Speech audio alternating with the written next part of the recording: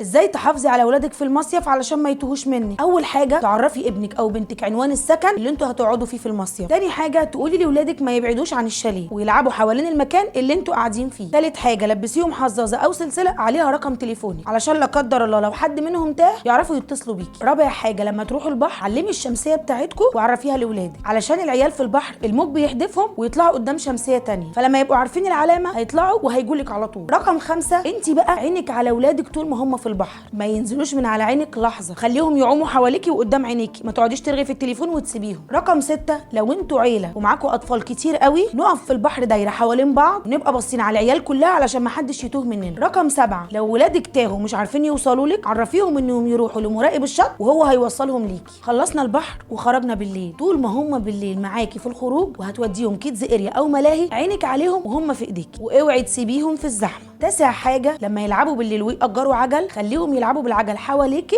ما يطلعوش بره على الشارع الرئيسي. رقم 10 بقى ما تنسيش كلمه الام الشهيره، لما تلاقي ابنك او بنتك التايهين تروحي قايله له على طول ده انا هوريك لما اروح البيت، ولا في نزول بحر ولا خروج وهتفضل قاعد في الشاليه لاخر يوم في المصيف. يا ستي احمدي ربنا انه رجع بالسلامه.